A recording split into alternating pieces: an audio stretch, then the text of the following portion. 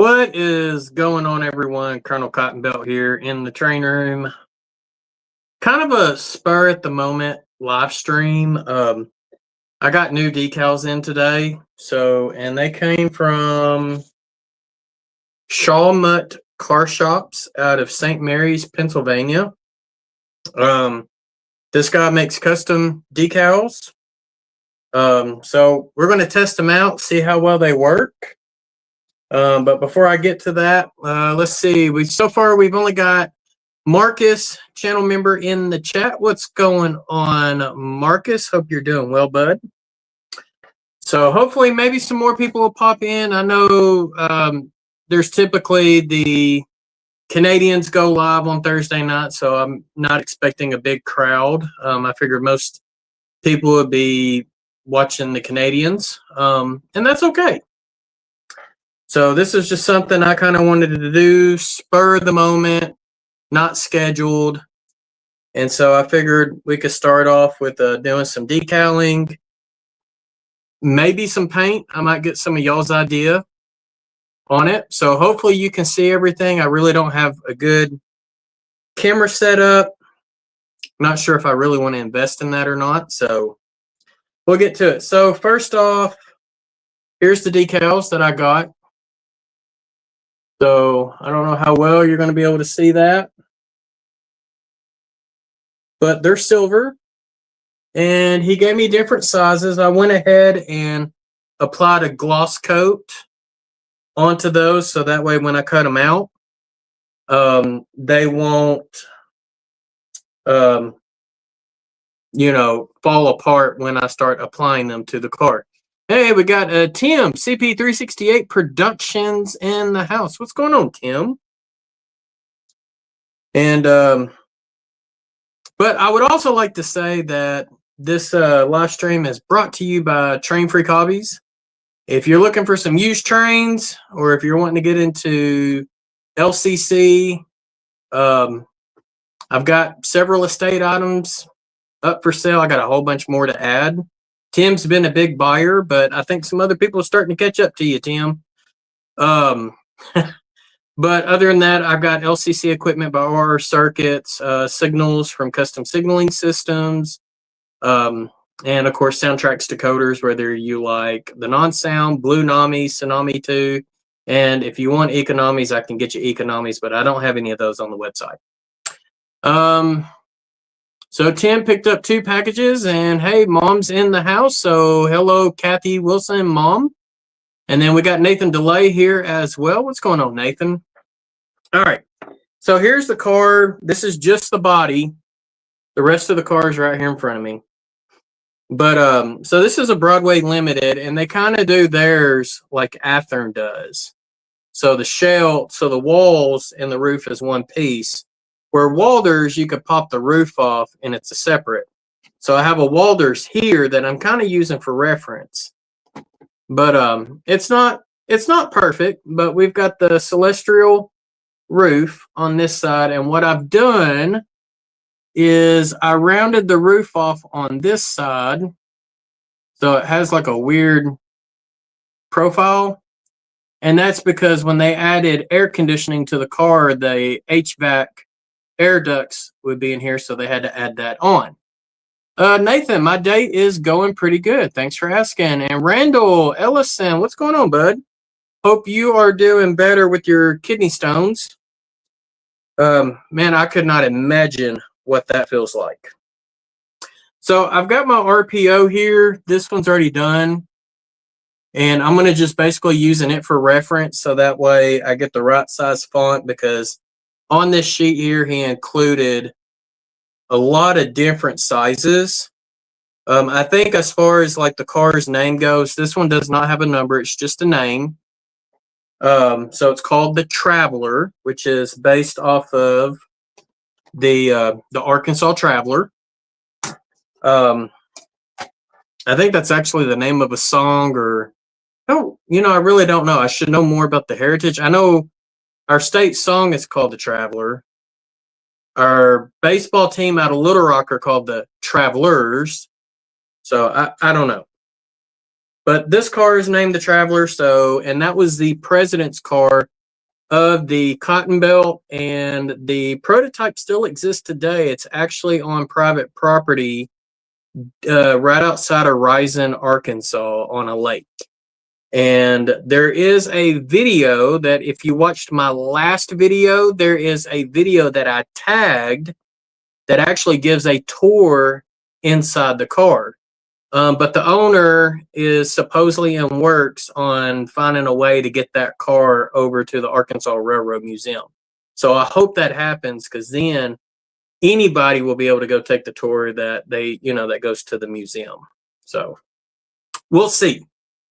All right, so I think the first thing I'm going to do is we're going to use my metal scale ruler. This is an 80-foot car, so I'm going to go ahead and start working on cutting out the names. And he gave me 2 sheets, and so I've got room for error if I need it. And he said get it kind of close to it based on his instructions. So that's what I'm going to try to do. And I did put a brand new blade down. So, yep, looks like that cut.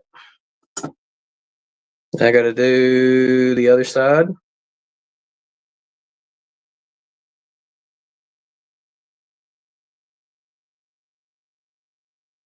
So I'm going to do my best to kind of keep up with chat. So, but it's not guaranteed. So just please understand that.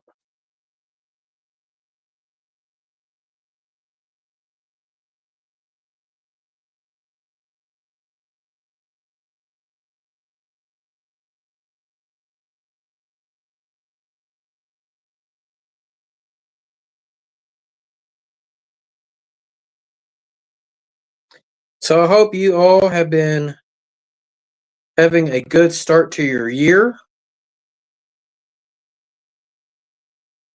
I know with us, with mostly having the bathroom completed, that's really helped, but now it's like playing catch up with everything else. And of course, we've had some really, really nice weather.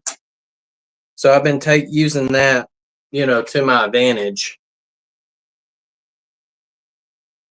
Trying to get some stuff done around the house. Okay.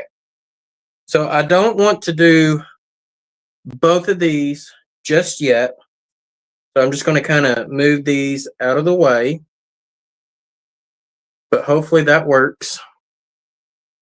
Now I'm going to use my car to reference what size am I supposed to use? I think it's going to be the smaller. It's kind of what I'm leaning on. It's just the margin is so big right now. So it's kind of hard to pick what size I really do need.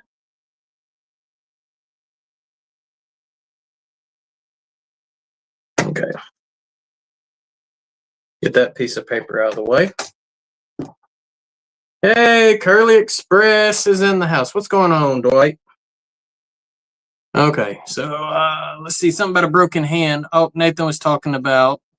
Sorry to hear. I know it's been, even though I never had anything like that, but a broken hand. Yeah, I would think a broken hand would be painful as well.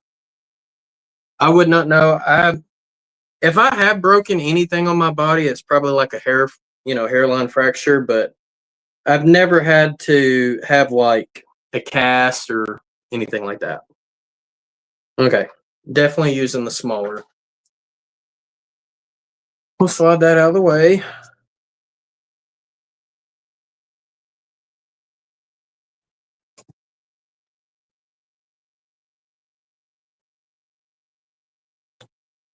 And it looks like we're going to use that row there.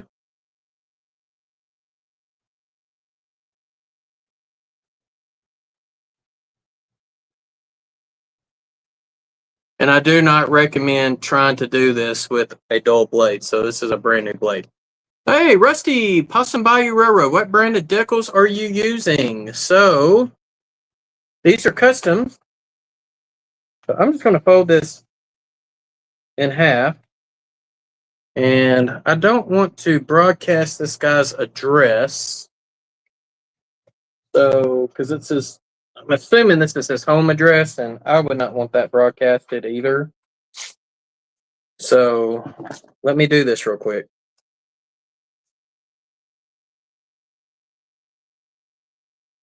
Yeah. Probably should have done it a different way. There we go.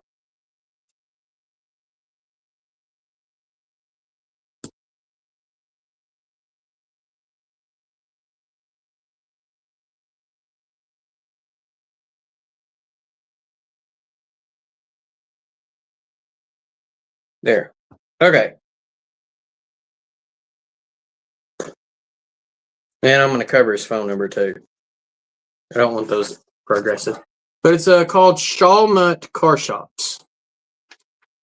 So these are the instructions that he sends with his decals. So I've got them here just in case if I need them.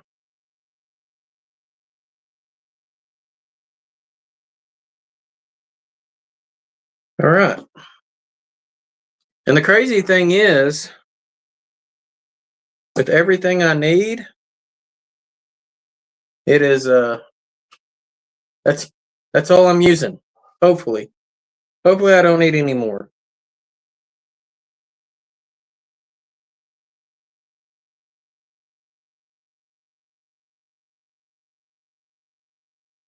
But what I might have to do is cut the name in half. I don't know if I'm going to be able to utilize the whole name.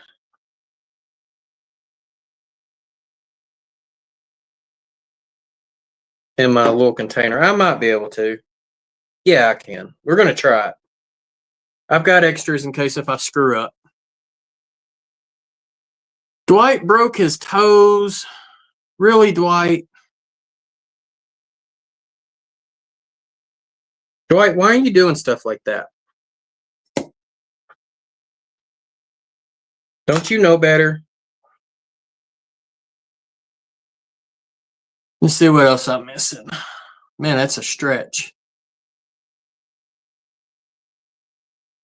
So here's the thing about airbrushing, and this is what a lot of people don't tell you, Tim. If you're doing enamels, you definitely need ventilation because it's oil-based. Sorry. If you're using acrylics, you don't have to have ventilation.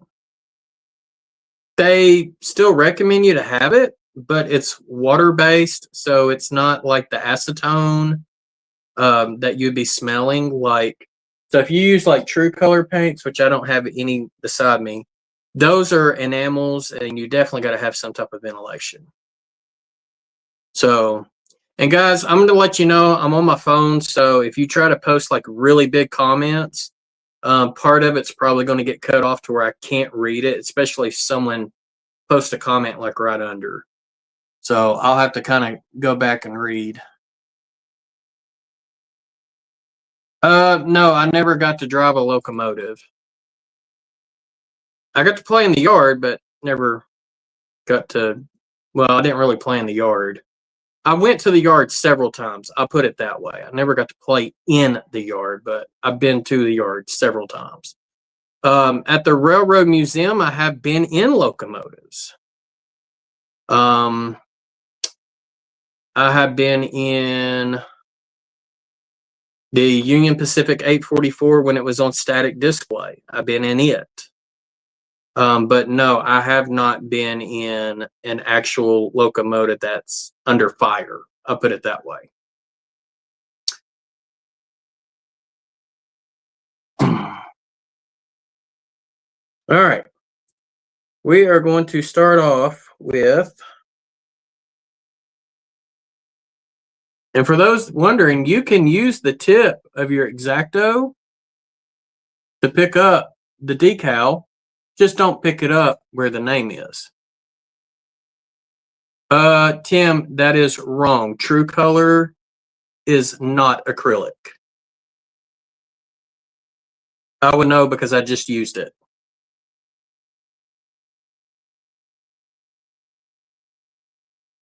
If that paint gets any water on it, it messes up.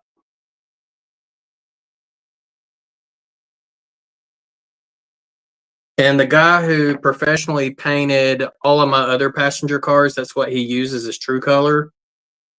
And yeah, I'm gonna go grab the paints real quick.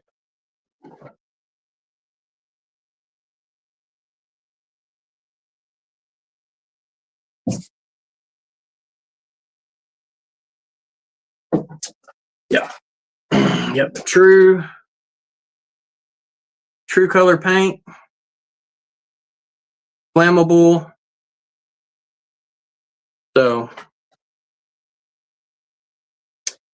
and then it's going to be hard to see, but I don't know. I don't know if you're going to be able to see that or not, but right there on the top, it says contains acetone. So if it contains acetone, it is not acrylic. It's not water-based. This is an oil-based paint.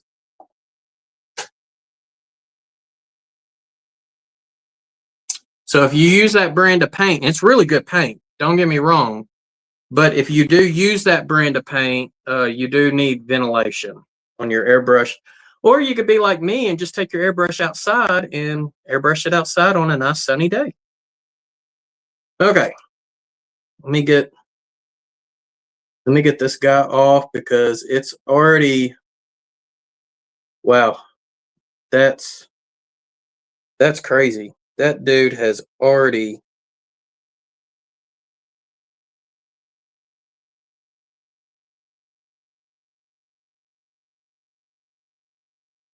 okay. I'm gonna have to get some water up under it so I can move it where I want to, because that's not where I want it to go.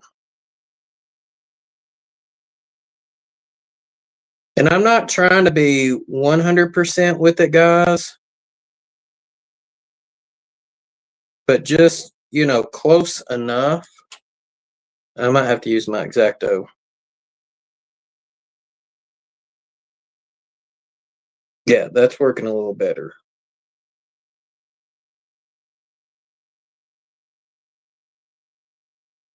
And then one of the tricks I learned when you're setting decals in, if you look at an angle like this, then you can tell if it is straight versus looking above.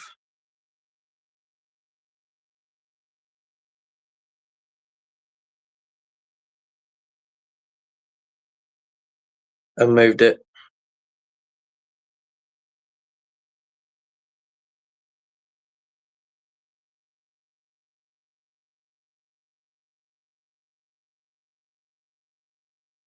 And so when doing decals, you just kind of have to be pretty anal with them until you get it where you want it.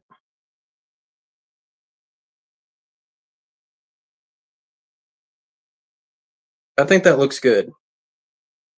So I think I'm going to let that dry. See, I don't have a paint booth, Dwight, so I do a lot of my painting outside on a nice day.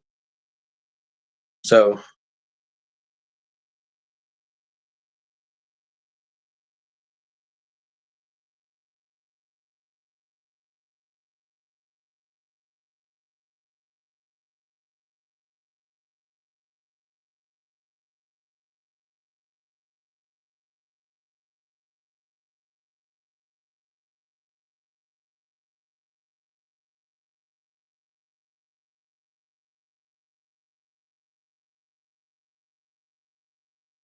I think that looks good.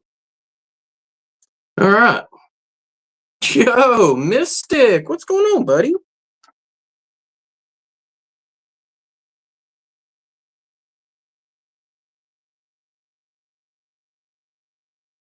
Okay, I think before I microsaw that, I think I'm going to go ahead and try to get the other the other decal on.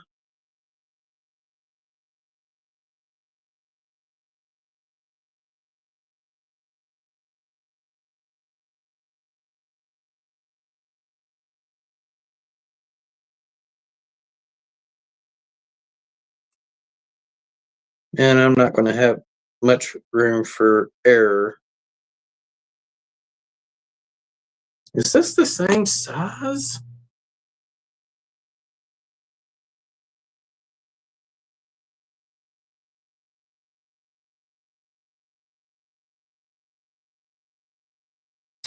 Oh, I see what he did there.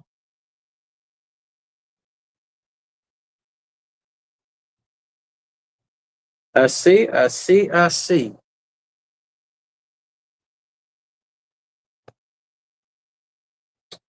Let me look at this other sheet. I'm going to look and see if it's the same.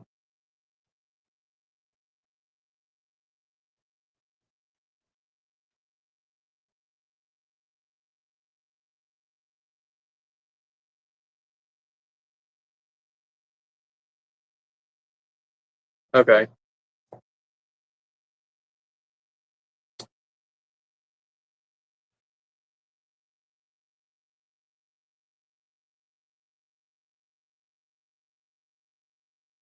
So,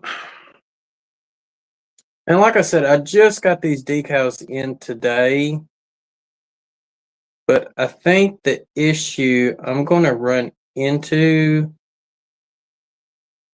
is the letter was supposed to be stretched, and it's not.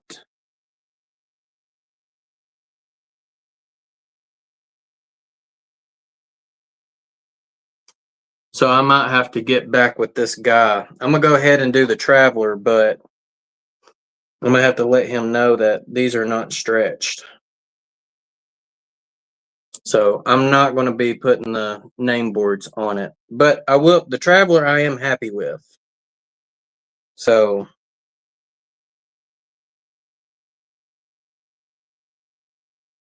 I will go ahead and microsol it. Hey, Split Rock, what's going on, man? All right.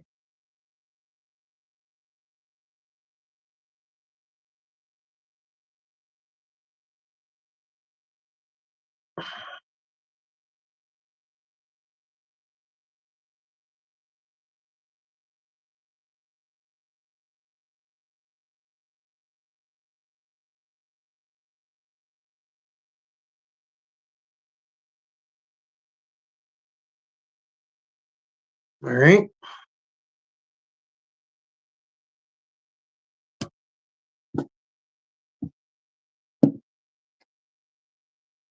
Yeah, because I mean, definitely the height is correct.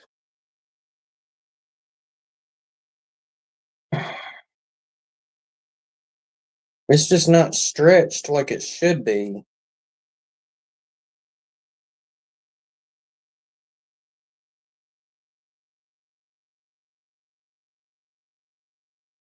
It is the correct height. So, yep, that's not going to work. Nah, don't y'all hate it when stuff like that happens? Where it's like, you have a guy custom do something for you, and lo and behold, it's just not going to work.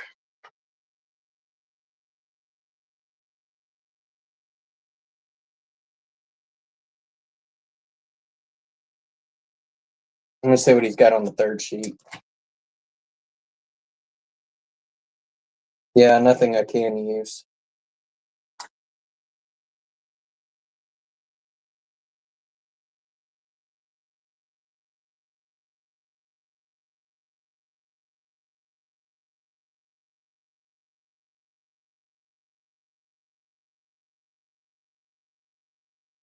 Well, so the problem, Nathan, is the height of the font is correct, but the width is not correct.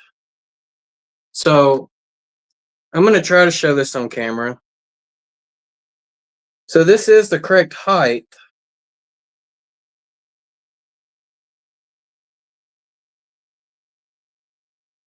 And you'll have to look at like Lewis, for example.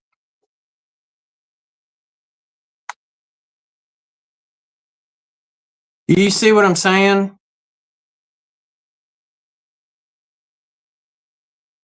So it's just, I mean, like I said, it's not stretched out. It's supposed to be stretched. And all of my cars are like that. And so when I contacted the guy who's done all my other cars for me in the past, this is the company that he uses. So I do not want to decal the name on that car on the top for the running boards and it be incorrect and then me have to take it back off. I'm not going to do that. This is a car that I'm not going to be able to use for merit.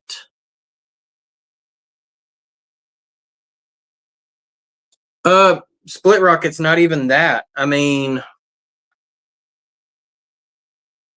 let me see if I can do it this way. I'm going to try to get the N.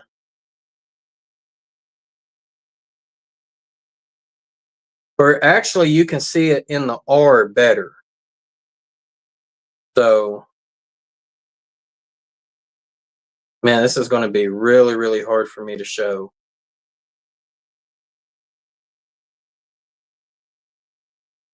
Look at the R on the running board and the R on the decal. You can see that the R on the decal, it's not as wide. It's not stretched.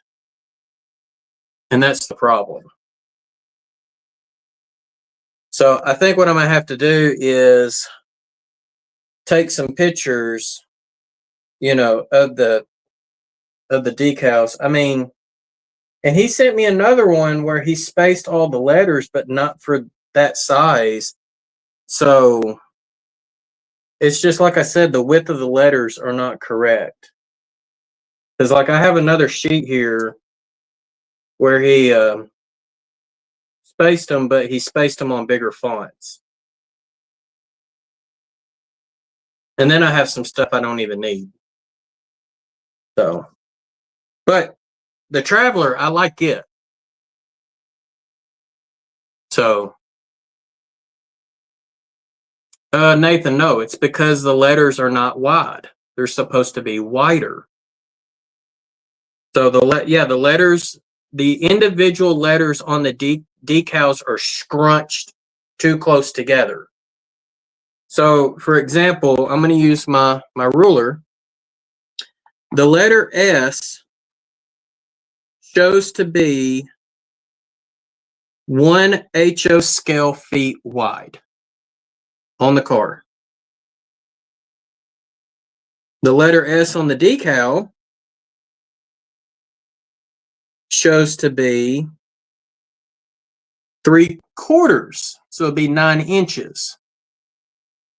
So when you should have a 12-inch wide letter and your decal is only showing 9 inches wide, that adds up. Especially when you have 1, 2, 3, 4, 5, 6, 7, 8, 9, 10, 11, 12, 13, 14, 15, 16, 17, 18, 19. So, I mean, that's several feet. Am I drinking the Kool-Aid, man? No, this is just flavored water. That's all it is. No Kool-Aid. My wife, she goes and buys these drink mixes. And I don't even know what this one's called, but it tastes good. But it's not grape. It's like a mixed berry. But anyways. So, yeah. That is, like I said, that's not going to work. All right. What I'm going to go ahead and do, though, and I do not recommend, who made the decals? So these were custom made by Shawmut, SHAWMUT, Shawmut Car Shops out of St. Mary's, PA. So They're custom made. So I'm just going to have to contact him, and he said the decals are printed with an Alps 5500 micro dry printer. So, but yeah, I'm just going to have to contact him and just send, basically just send him some pictures and be like, yeah, this ain't working. And I haven't paid for them yet either, because the guy doesn't take plastic. He only takes check or money order. So, Split Rock, I don't think so. Cotton Belt definitely does not. So my guy out of Houston, Texas, he owns Texas Train Works, WORX. He is a professional painter. That's all he does is really paint and like detail locomotives, rolling stocks for people. And so he's done all my other passenger cars. But like I said, I'm doing this one not for merit, but for super detail for the car's certificate. Because it's a Broadway Limited, I'm not going to be able to get merit on it. But my AP chair and my region chair, who are both MMRs, said that it does count for super detailing for a lot of the work that I did put into it, but not it's not enough for merit, in other words, because it's already a detailed model.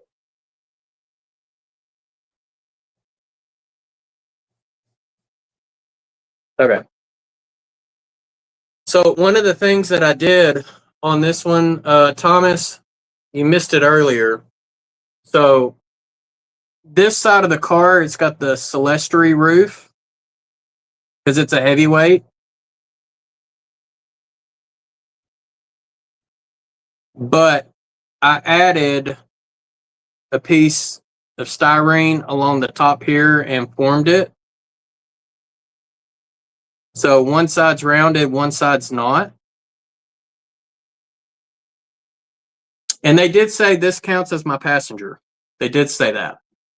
So that's what I'm using it for. So when I bought it, it was an undecorated model because Broadway Limited does not do the SP in the daylight. They have an SP that's in silver, but it's totally the wrong roof design anyways. But the prototype has the Celestry on one side, and then they added sheet metal on the top for the air duct. So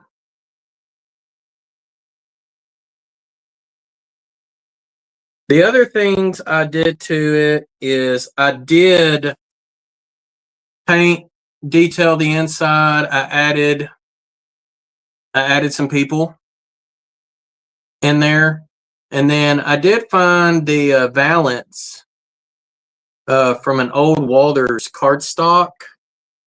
So I've got a valance. I added the valance on it too, but the only other thing that I would have to do to make it correct is take a lot of this stuff off the bottom, which looks like it's molded in or it's glued in very well. And then add, what's it called? Queen's post and the rod underneath. I could probably do that. But yeah, they both said that there's not enough in there for it to be count towards merit. Like I wouldn't get enough merit points. That's what both of them said.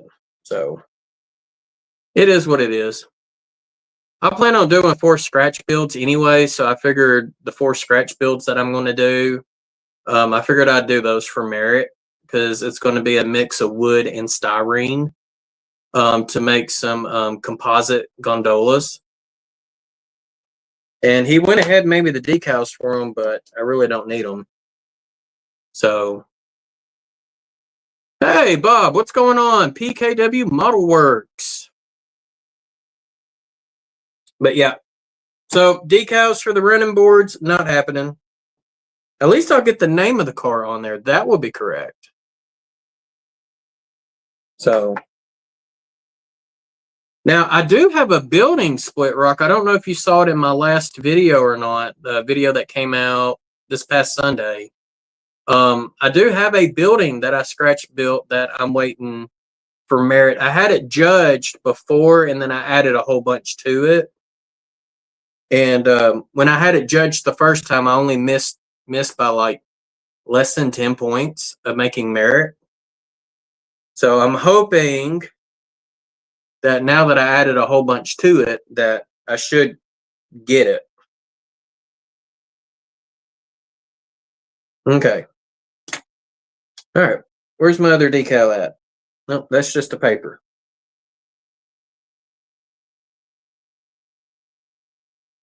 Is that just the paper? Oh, it's right here. Okay. Man, that stuff comes up quick.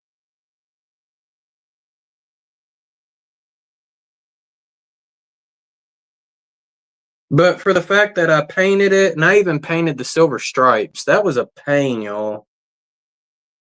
Putting the silver stripes on and having to do all the touch-up paint, and yeah, that's not fun. I've got several more cars that I want painted in daylight, and I think I'm just going to let my guy down in Houston do it.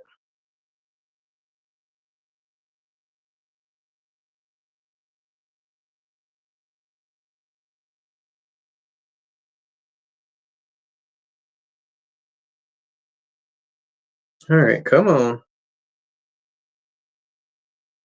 It's starting to separate like I want it to.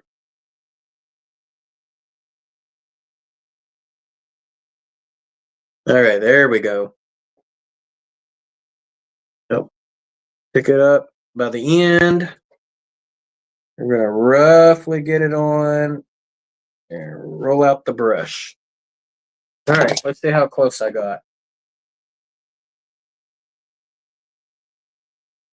Dang, I was pretty close. Pretty close. I'm a little too high.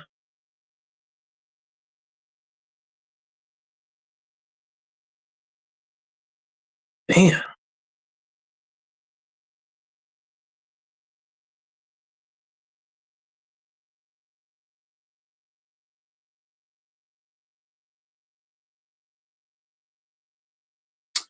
Needs to come over.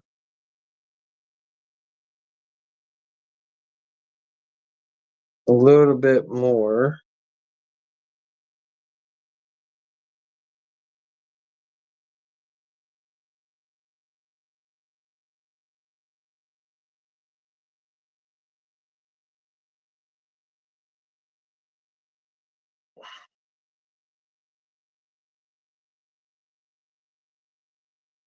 Okay, I think I'm pretty happy with that. So now I'm going to try to get all these water beads on top off.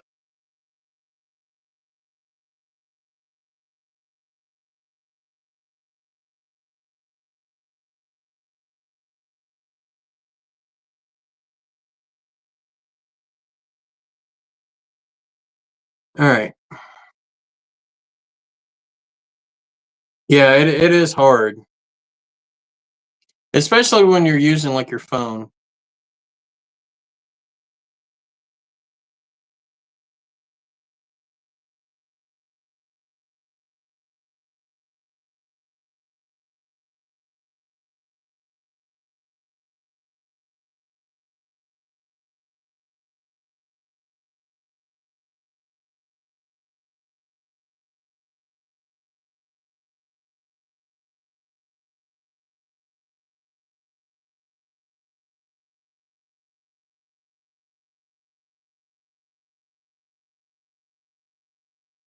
Okay. Actually kind of like that. So now I'm going to let that dry for a little bit. So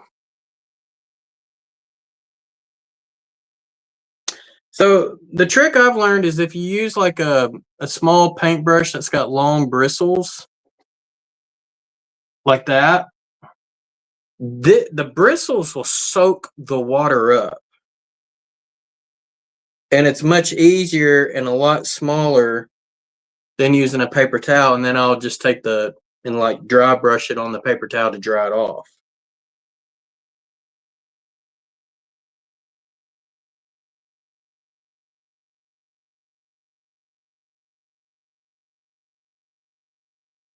And what you can do is you can also take it and roll and sometimes get like air bubbles and stuff out as well.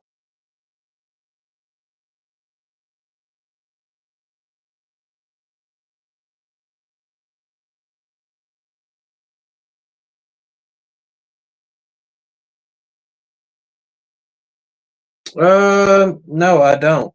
Believe it or not. So it just basically says, and I read his instructions.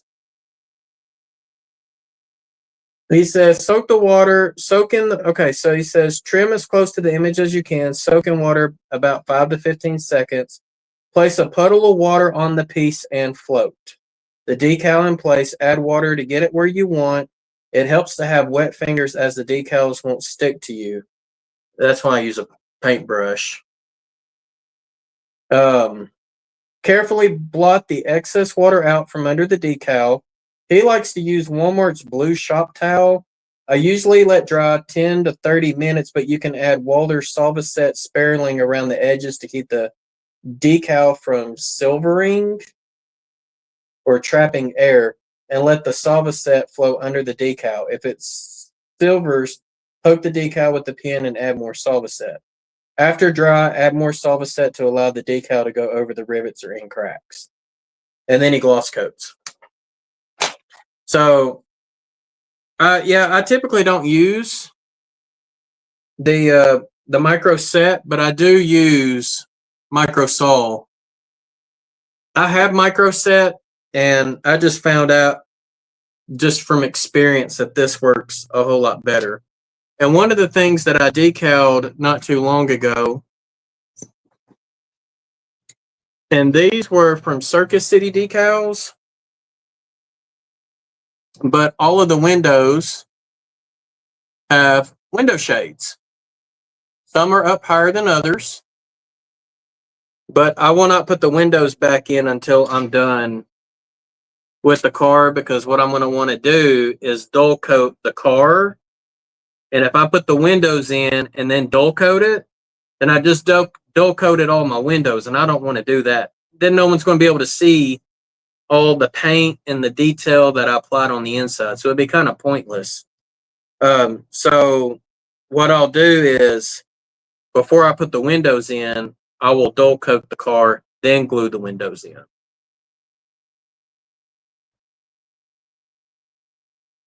Now I've already gloss coated this, so that way the decals will apply a little bit more. Yeah. Let me see. What did I do with those decals? I believe they're over here.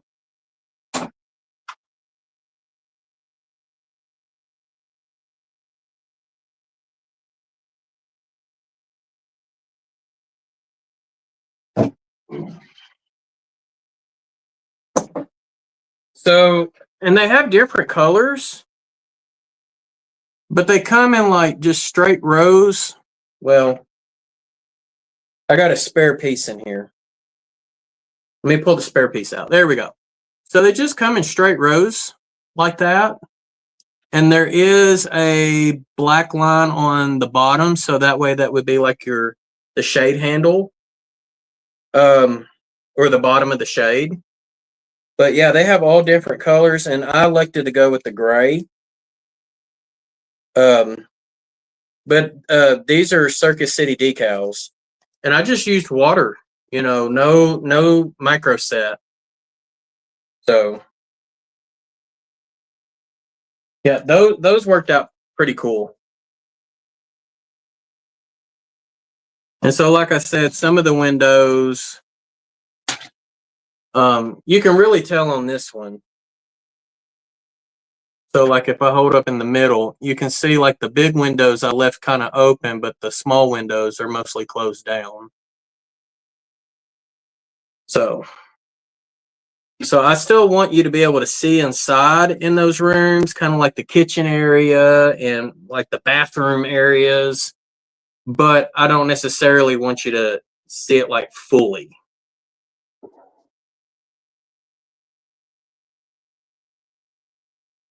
Oh, that'd be cool. Yeah. I've used Microsaw and I've also used the Walters Solva set. They're both good. Both good stuff. I thought I had some Walters Solva set around here, but I don't know where it's at.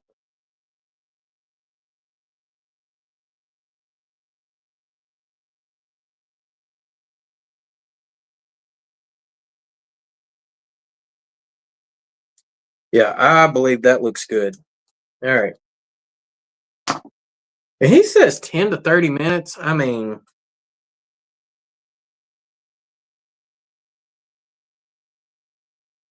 I think with my method, you don't have to wait that long.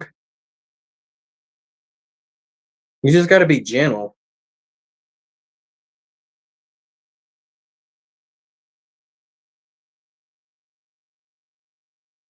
And that's why I use like these little micro brushes. So this is from Atlas Brush Company, number 255. It's got a 5.0. So I mean it's a micro brush. And I actually bought these in a 3 set. So, and I love how the handles are like big and then it just tapers down to a small. So for like when you're doing like detail stuff, you're not having to hold like a really, really thin handle. I just love the contour of the bigger handle.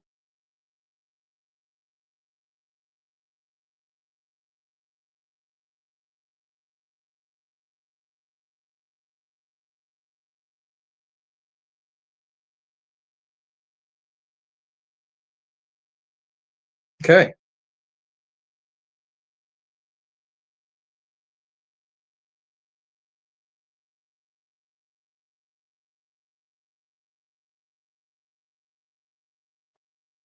All right, now I got to let that sit for a little bit.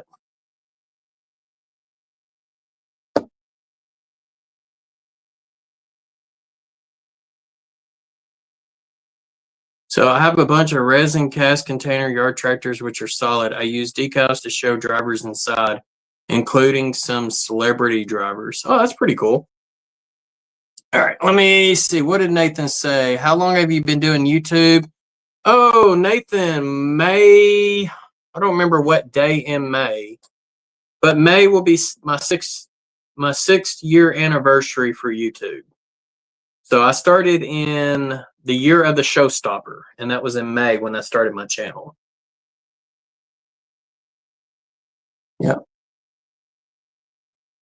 Okay.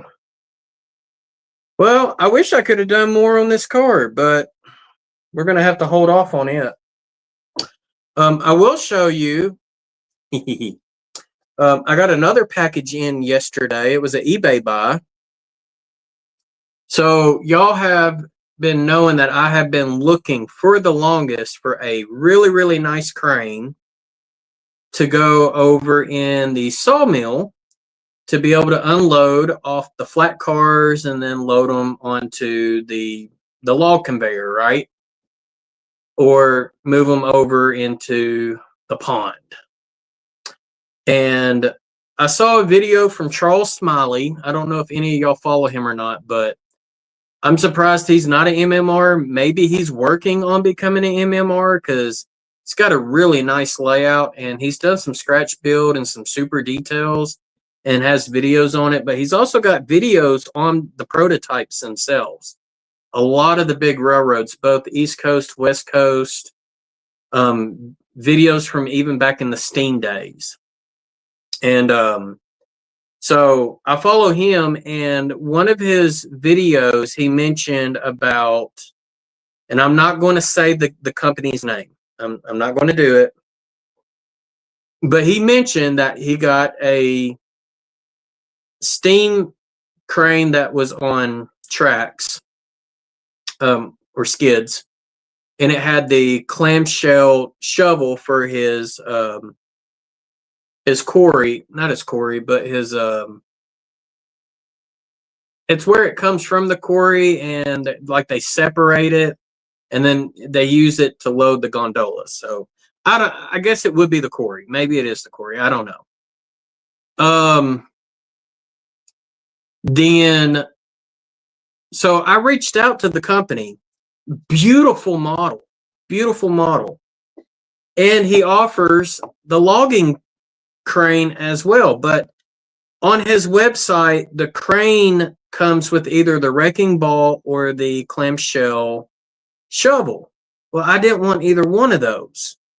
But on his website, it says that you can buy the logging claw, already attached to the crane, but you can't buy it anywhere.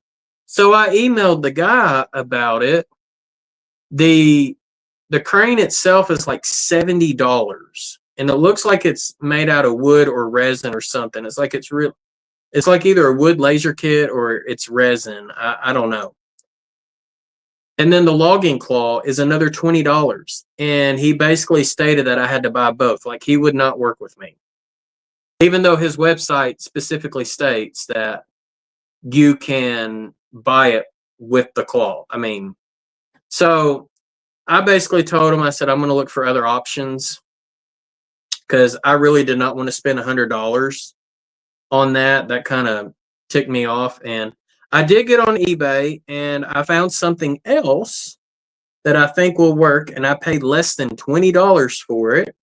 But I'm going to have to do some paint and weathering and probably a little bit of kit bashing on it, because it's a model power, so it's older. But I did find this. And yes, it did come with the rails that it rides on, and then the tracks go under it. And I did measure. I do have enough room at the sawmill to put it in. So that is going to be my crane. And the nice thing is it kind of comes apart, but it's got wood paneling on the sides. So you got the weight on the back. And I do like how this is in a fixed position. And it's even got the light right here. So I think what I might do is actually put a light in it. I think I'm going to try to figure out how to do that. I think that would be pretty cool if I could do that, right? And then, of course, the base. I mean, it's plastic, but I mean, it's got some detail on it. It just needs a good paint, some rust and whatnot on it. And he's got something glued on here. I don't know what it is, but it's whatever that is. But it's glued on there. I might pop that off. I don't know.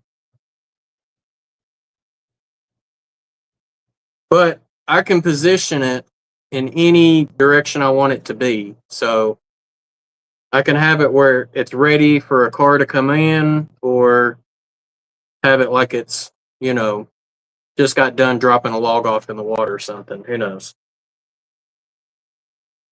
So not exactly sure the colors or anything like that. A future scratch build project.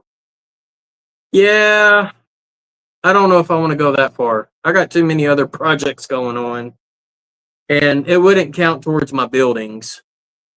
So I did a scratch built dock, and they said it doesn't count. I was like, okay, whatever. So I will detail it more. Like, I'm going to add like grab irons and stuff like that on there as well. String.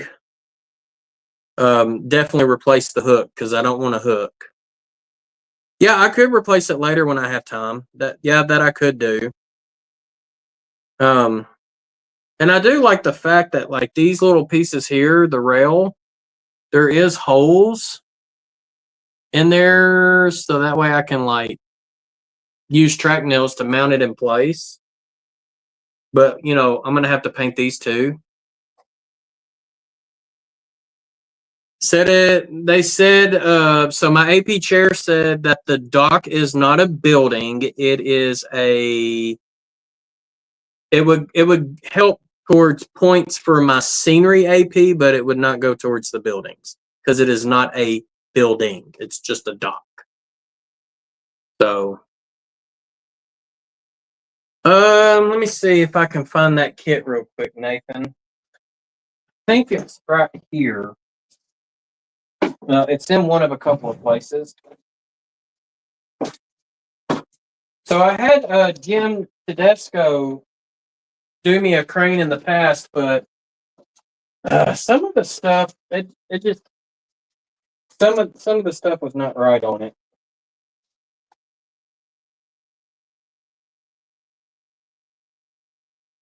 Aha.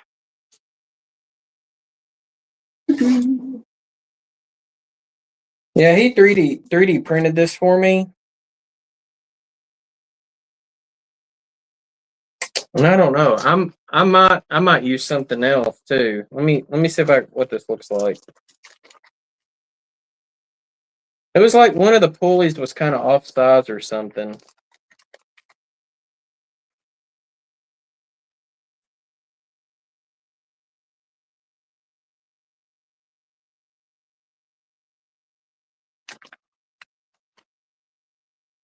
Yeah, if I can get the piece out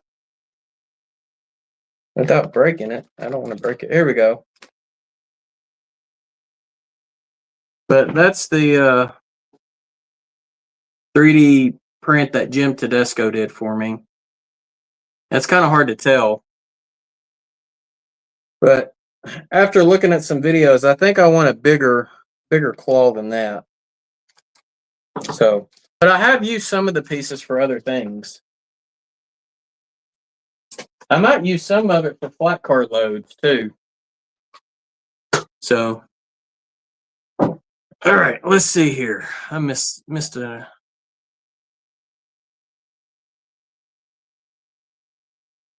It's an online structure. Not sure what you're talking about, Thomas.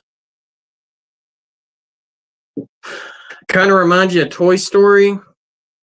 Nathan, I was thinking more like Cranky the Crane off of Thomas and Friends. That's what it kind of reminds me of, is Cranky. So, but yeah, man, that stinks that I can't use those decals. But here, I'll go ahead and show you. Let me coat this real quick.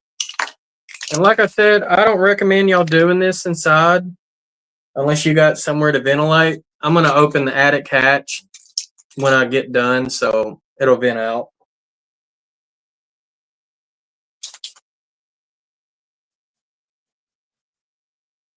And if you're wondering, I'm using testers, and this is gloss coat. So I use gloss coat to seal it in.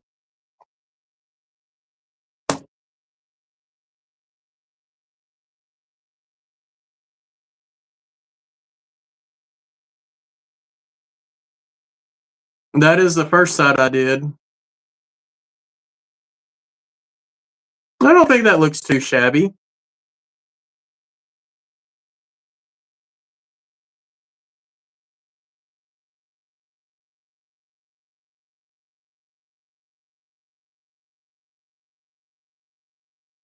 And then here's the side that I just sprayed.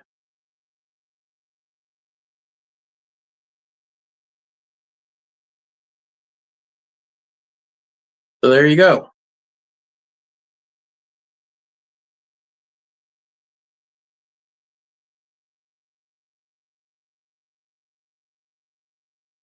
Yep. I'm going to have to let that rest upside down on the roof.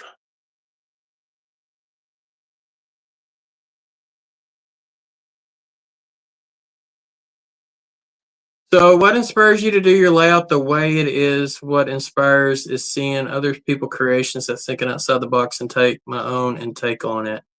I mean, for me, Nathan, I just kind of, this is what, maybe my 10th, 11th layout I started that I've never finished a layout. I wanted something to where I could have friends come over and operate, kind of like, you know, Flying Crow does. And now that I actually found a group of guys, there's 7 of us, and one of them's on YouTube, has a beautiful layout. His name is Joseph Musgrove. He models the Mopac in Fort Smith. And Joe's a great guy. And now that we have a group, that's what I want, is to have people actually not just run trains in a circle. I mean, it's cool, like, you know, like say, for example, I'm just going to throw Crooked Dave under the bus. It's cool when he's live and you get to see trains running. Same thing with Sparky. When he's live, you get to watch trains running. Harrison's another one. You get to see trains running. And that's what a lot of people want to see, like when you're live and stuff, is they want to see, you know, the trains running. But for me, it's like when I have a group over here, I don't want them just running trains. We actually create as if it was real world. Like we're stepping back in 1958, because that's the era I model in. And all of the trains on my layout, even though there are some fictitious ones, but a lot of the trains are actually set based on the actual timetable for that year. And so Cotton Belt had 6 mainline manifest, 3 south, 3 north. And then, of course, they had several locals at that time. And I did my research and basically set my Jammerite Ops Pro just as if it was that 1958 times table that I have a copy of. And I don't, oh, it's actually behind me.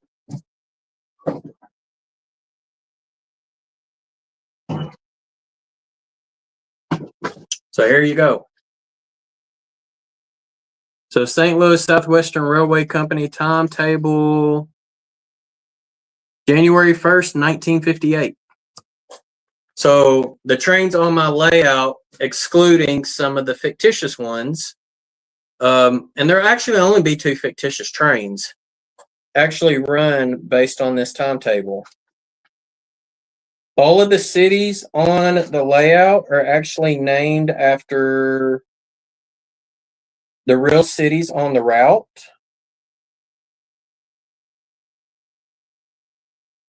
So I have to, let's see here. I got to do it on this page here. I don't want to lose my spot. So if we start at the top, where it says Jonesboro, that is upper staging. If you go down 3, there's the town of Wiener. There's Hickory Ridge. Go down a little bit further, and you got Brinkley. Then the next town's going to be Stuttgart. And then, of course, the helix will be Altimer. And then Pine Bluff Shops is on the north end of this subdivision. And then the subdivision would have changed to the next page, actually.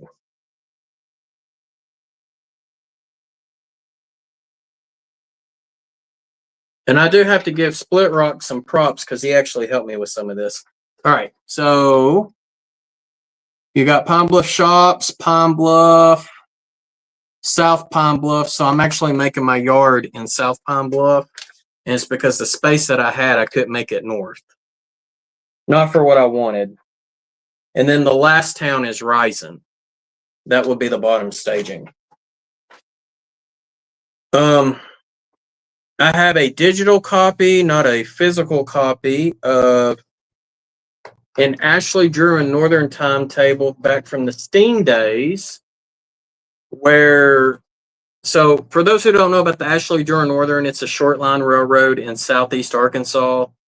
Ashley and Drew are the names of the counties that they that railroad operated out of. It operated out of Drew County and went north through Ashley or to Ashley County.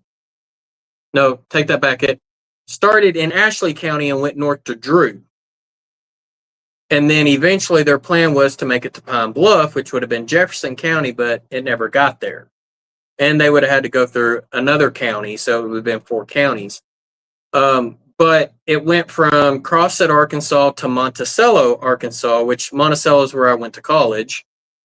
And that's where the line ended. But originally their plan was to make it to go all the way to Pine Bluff. So on my layout, I'm making it as if it went to that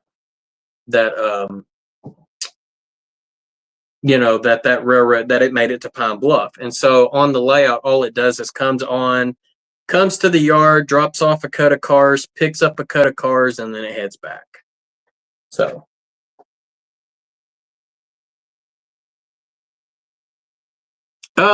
Rusty, like I said, it's a small railroad. Now it is, so the railroad, the AD&N is defunct. It had 2 sister railroads. One was called the Fordyce and Princeton. And if you saw the clock hanging on my wall, that was actually the last president of these 3 railroads. That was his clock that I acquired. And since he passed away. And the Fordyce and Princeton is now a Genesee and Wyoming railroad. And then the other railroad was the Arkansas, Louisiana, and Mississippi that runs from Crossett down to Monroe, Louisiana. So that's the ALM. It's also a G&W railroad. So, yep, you can do car cards. I started with car cards. Car cards is they have their pros and cons compared to switch list. Car cards is a little easier to manage as you're going around a layout, because if you got a switch list, most likely you got a clipboard. But one of the things that was explained to me was, what happens if you accidentally drop your cards and they scatter? Yeah, that's kind of rough. I'm messing with you. I sent you some AD&M wood chip cars a couple years ago. Oh, that's right. Yeah, I remember that. I think they're in one of these totes here. I didn't get rid of any of Aaron's stuff, so those would have been Aaron's cars. So yeah, and car cards and waste bills, that was like how it was done a long time, because it was much easier for the crews, because all you had to do was take the way bill, cycle it. For me, it was too repetitious and too much setup. And so I started off with car cards and way bills. And once I went to Flying Crows for the first time and I got to see what a switch list was like, I fell in love. And that's what I converted to since. So, and the cool thing about the switch list is you can actually,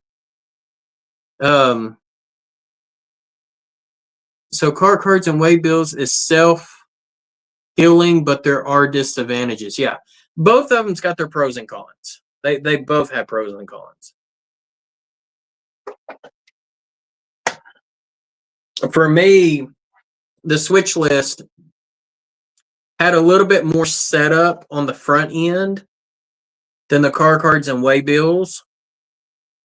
But if you don't want the same car doing the same thing every time, because I set up my car cards and way bills a little more advanced than most people did. I had the Shinware software, and every time that my cars would go to staging, it was tied in with OpSig, so NMRA's OpSig, to where they were actually going to prototypical cities and industries within those cities. And so with certain cars, I kind of had to do a little more research, like, what would this railroad ship? Because back in the 50s, they didn't really do pooling like they do today.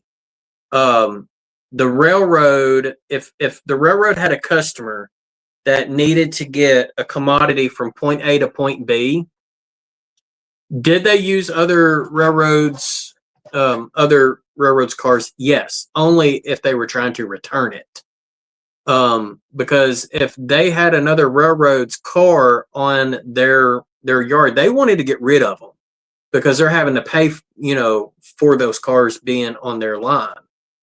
So if, say, for example, Riceland was to try to sell some grain and they got a customer that wants it, right? And we go back in, the late 50s, they're going to try to use Cotton Belt cars because the railroad owns those cars. It's not like a lease or anything like that. All right, Bob. Hey, thanks for popping in. I hope you have a great rest of your week to the weekend, and you take care. Thanks for hopping in. But let's say that they have a Rock Island car and the rice is going to go somewhere like, say, Oklahoma City, where the Rock Island is. They might use that Rock Island car to go ahead, load it, and send it back. But see, then they have to pay Rock Island to use their car. So that was kind of the thing back then. Now with the pooling and stuff that goes on, you really don't run. The railroads today were not like they were back when you had 50-something class ones. I mean, there was a lot of class one railroads back then. So I'm talking like before all of the mergers started happening. So I don't know if Penn Central, when did Penn Central, because I want to say that was like the first big merger. I know there was a lot of small mergers, but I'm talking like big ones. So I don't remember what year Penn Central was. I don't know if that's before or after. And a lot of railroads, they didn't, instead of doing mergings, they had subsidiaries. So, okay, so Penn Central 68. So we're talking a decade before that. So this, Cotton Belt had, it was a sub of St. Louis, or not St. Louis, it was a sub of Southern Pacific. And that was because Southern Pacific owned all the stocks, but it was its own entity. You had the Missouri Pacific, but the railroad was actually named the St. Louis, Iron Mountain, and Southern Railway, but it was owned by Missouri Pacific, and they used Mopac equipment until you got to Texarkana, and then that's when the Texas and Pacific took over on that. But the Mopac owned the T&P, from my understanding, and then eventually, bought out. So really, when you think about it, did the Cotton Belt merge into the SP? No, they didn't. It was pretty much the SP finally just absorbed the Cotton Belt. And that didn't happen until 92. So for 60 years, the Cotton Belt was owned by the SP. But they had their own board of trustees. They had their own, payroll department, HR, their own CEO. It was so that way it was easier on taxes. I think that's what it more or less boiled down to. Okay, so Erie-Lackawanna was the first big Northeast merger in 1960. So, yeah, so like I said, the railroad I'm running, that's before that merger. So, like I was saying, the Cotton Belt, they would only use another railroad's empty car if they're sending it back to that railroad. Because every railroad that you went through, you had to pay, for interchange and stuff. So it would have been cheaper on the Cotton Belt to load up a Cotton Belt boxcar and send it to, let's see, I did one with John Arthur a few years ago. We moved we both had the same Cotton Belt car, so we did a video series. And when the Cotton Belt loaded the car, it would have been moved up to Jonesboro, Arkansas, which would interchange with the Frisco. The Frisco would have took it all the way down to Birmingham, Alabama, and then it would interchange with the Seaboard Airline, and then the Sal would have moved it to Richmond, Virginia. And even though it wasn't the most direct route between Pine Bluff and Richmond, you only had 3 railroads touch their hands on it, and that would have been less cost. If the Cotton Belt was to try to move it the more direct route, you would have had the Cotton Belt taking it on, trackage rights on the Rock Island all the way to Memphis. And then there would have been a railroad to take it from Memphis to Nashville. And then I believe it would have been a different railroad to take it from Nashville over to Knoxville. And then a different railroad to take it from Knoxville to Richmond. So I think it was like 4 railroads if you did it that way. So it was all about cost.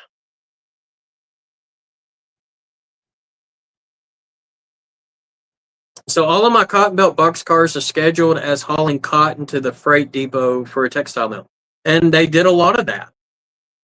They absolutely did, especially a lot of the 40-footers. They did cotton. They did a lot of grain, like bulk grain in my era. Of course, eventually, as covered hoppers became a thing, you wouldn't have that. But yeah, I mean, cotton was a big one, especially in parts of Arkansas. I mean, we still grow cotton. And then, of course, Texas. I know a lot of Texas still grows cotton.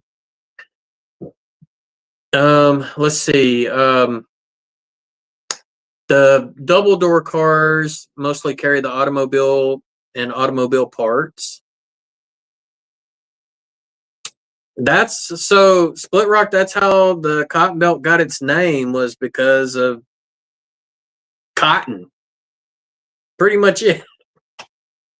I mean, most of the plantations here in Arkansas, the old plantations, were cotton plantations. And so getting it over to a gin, and then, yeah.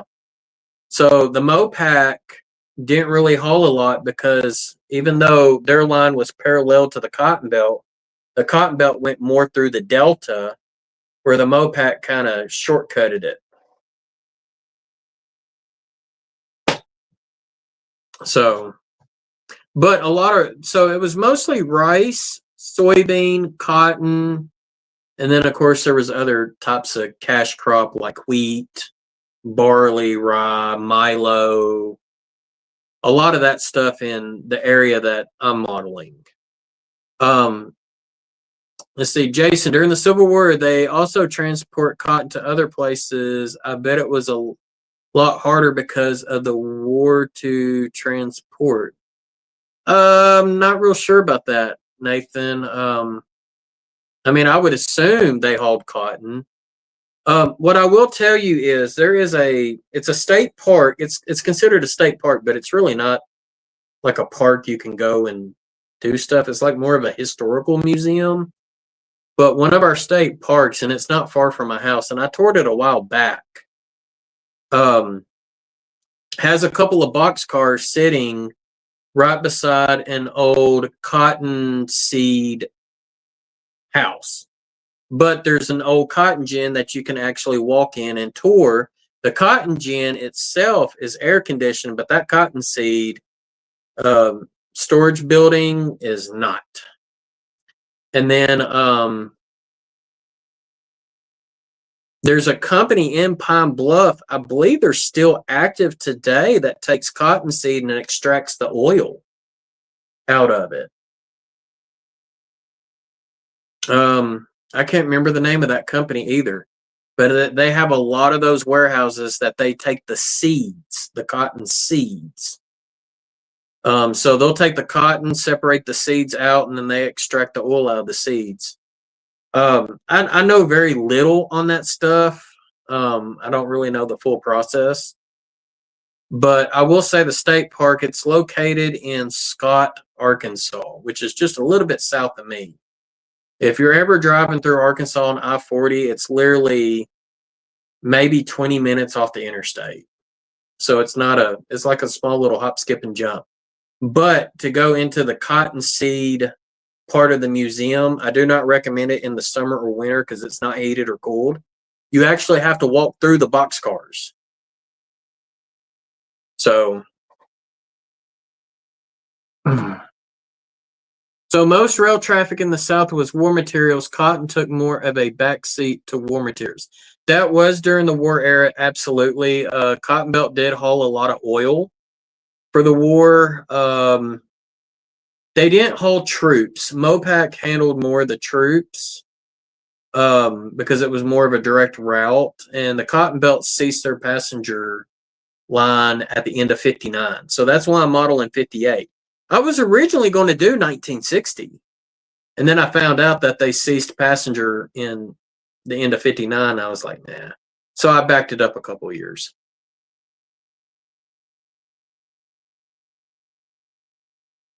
Oh, okay, Tim. I got you.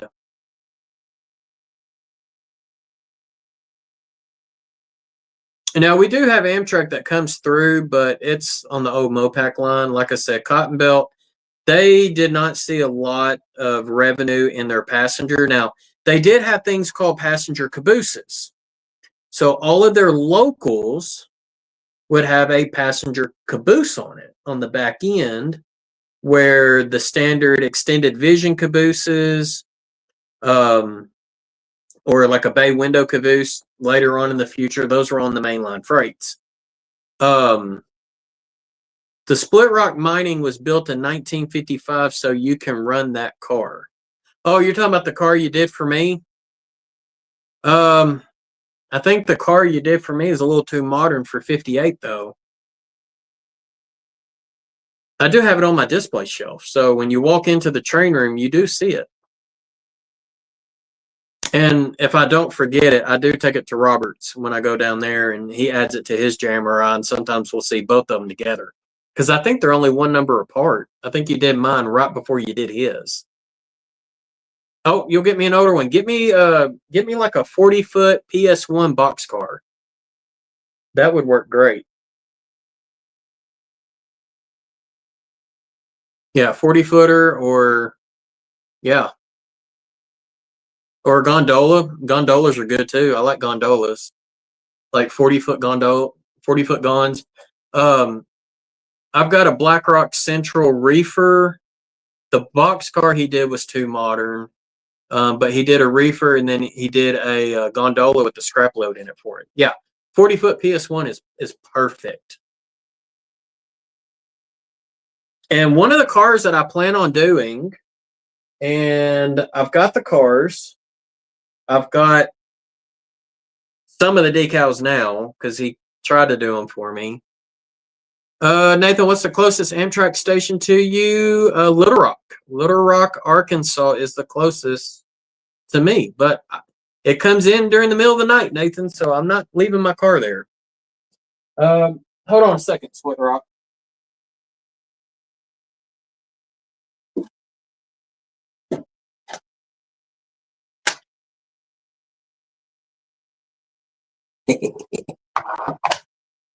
Okay. So this is one of the cars that I plan on doing. Oh, I didn't open that one. Hold on. Is it this one I opened? Yeah. Woo.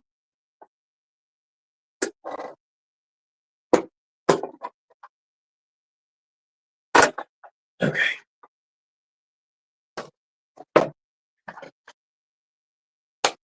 All right, so this is a Micro Trains. And this is my reference. And it's only my reference. But this was Pullman's. Oh, it's hard to tell. But it's the 75,000th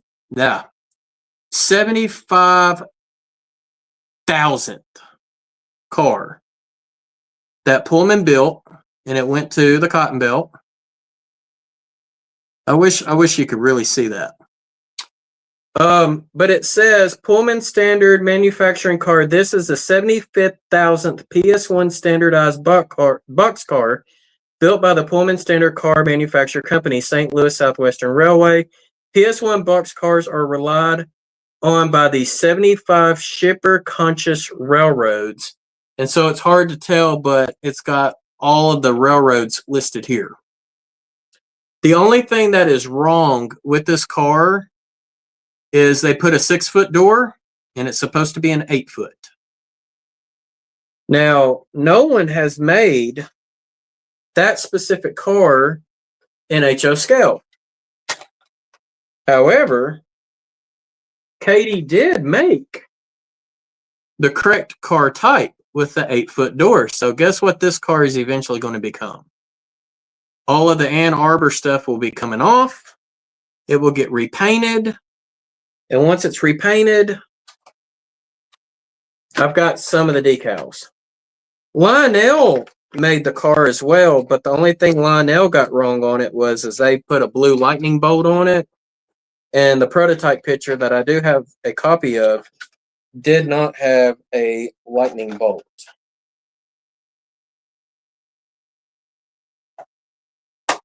There we go. And so, yeah, that is a future project. And that was one of the reasons why he made me decals, because I wanted to get a lot of this done. But that N-scale car, it's literally just a reference car. If my son wants it, then I'll keep it for him. But if not, I don't know what I'll do with it. But I'm not getting rid of it till I get my own. First and foremost.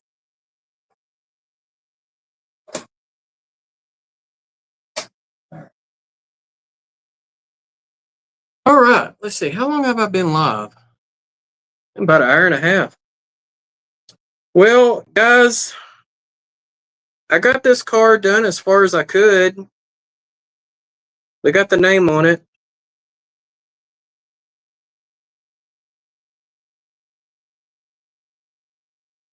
So, like I said, Traveler.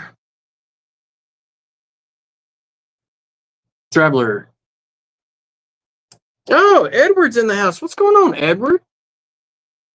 Whoa, is they make it like that here too? Is Tim here? Holy crap. What's going on, Tim? I still got the card Tim did for me. I'm going to go grab those real quick.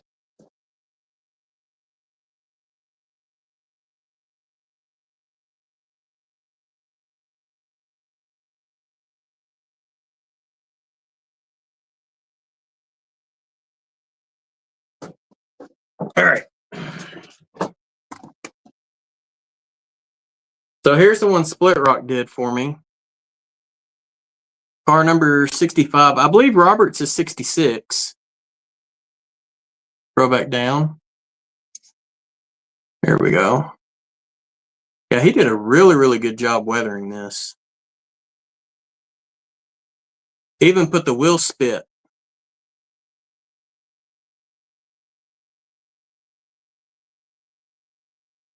And another amazing car. Freak. That is a they make it like that special right there. And then when he did this right here, the Forever Strong, yeah, he did a good job on that too. Those would be cars that I would actually run on a more modern railroad if I did. Oh, it's on display. So for those who don't know, when you walk into my train room, I've got a big old display, and it even acts as staging as well. Both of those cars, they stay on that display. So a few people have came over and they were like, "Whoa, what is these?" You know, and I let them know, like, "Hey, these are from a couple of YouTubers that have given me stuff, and there's more up there too." Like, I got Joe's Black Rock Central up there. I've got one from the Amarillo Railroad Museum. Oh God, what's his name? Out in California, he did some weathering. Weathering with AJ did one for me. I've got that one up there too. So yeah, I'm not going to get rid of these cars. Those are special to me. Those now have sentimental value. So yeah, those will not be getting rid of. I don't think anybody else is going to see as much value in them as I do. All right, Mom, have a good night. Oh, I'll at you next time. And I even have Nathan's scratch built train that he did for me a while back. It's on display too. And he did a cab forward, the original cab forward locomotive for me as well. They're not motorized, and I even had the one that I won from Sparky's contest.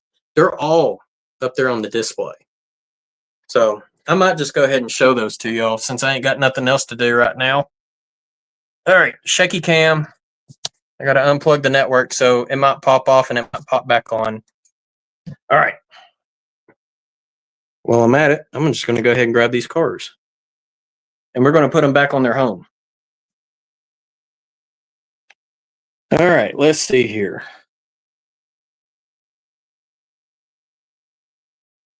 Let me get both of these put back up. Because I don't want them to fall and get dropped, and that would not be good, right?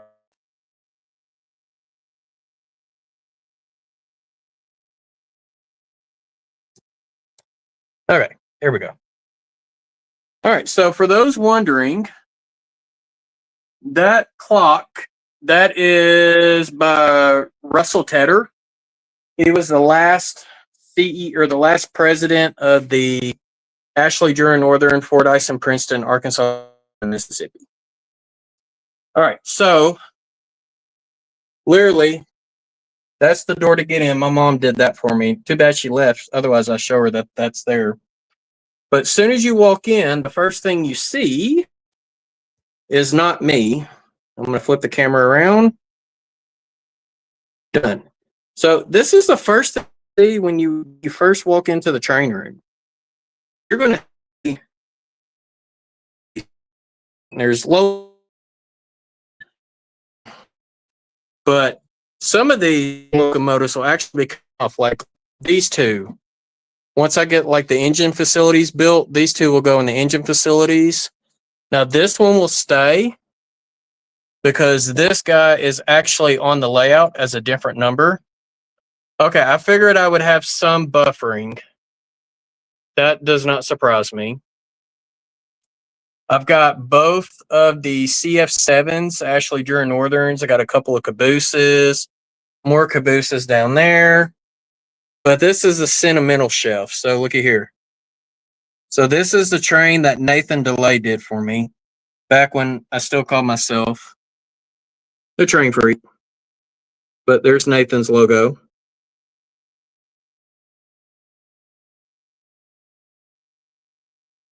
And he did a really good job on that one. The other locomotive he did for me is, and like I've got all sorts of stuff like Chattanooga Southern, Foltz Bailey. There's Heath's. That's when he went to Northlands. This was a Pinewood Derby car that I made. I thought that was pretty fun. Got my Arkansas Razorback wooden one. Ozark, Midland, Southern, Amarillo, Arkansas. It's where I'm at. This one's pretty cool. You got Jason's Railroad Company, because that's my name, right? All right. So, like I was showing, so back on Nathan's, got a couple of modern locomotives. I got both of these from Jack Jack. But then we got a Black Rock Central. This is the one that AJ did for me. Split Rock. They make it like that. Amarillo Railroad Museum. So those are the special ones that were given. But the rest of the stuff is just like locomotives. Everything on this shelf will eventually make its way to the layout. Oh, and this is cool. Check these out. So these locomotives up here,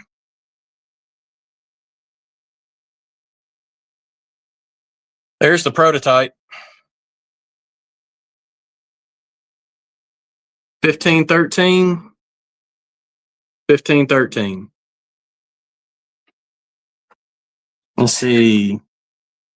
And then this is when they became Arkansas, Mississippi, or Arkansas, Louisiana, Mississippi, ALM. So the logos on the front changed. And then, and of course, they're more faded. And then, of course, got the caboose. So even though those are all too modern to be running on my layout.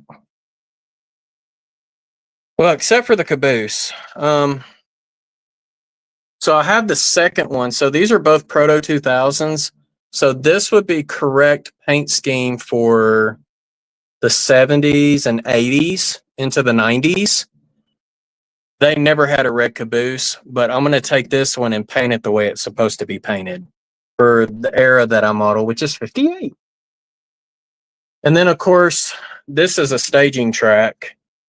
So you can see that I got the hole through here, comes in.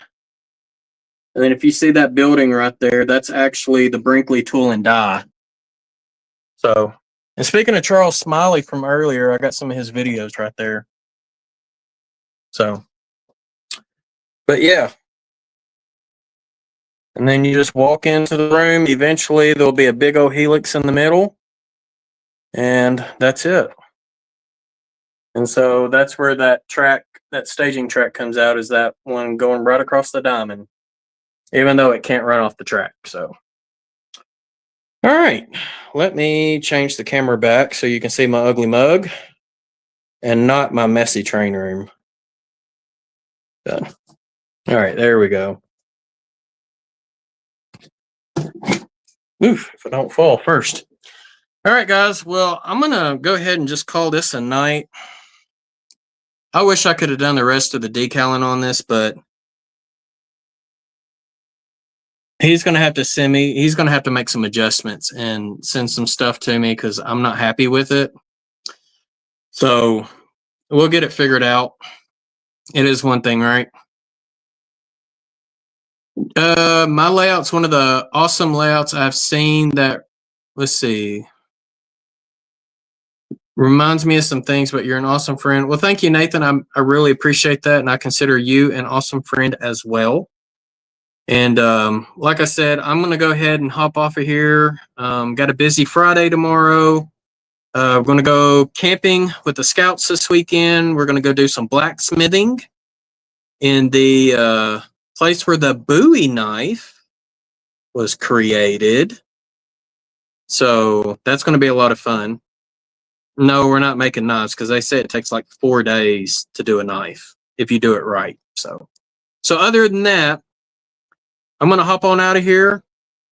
I hope y'all have a great rest of your week into the weekend. Have a really nice weekend. I know down here it's supposed to get in the 80s on Saturday, so I'm looking forward to it. So other than that, y'all be safe out there and happy railroading. Take care.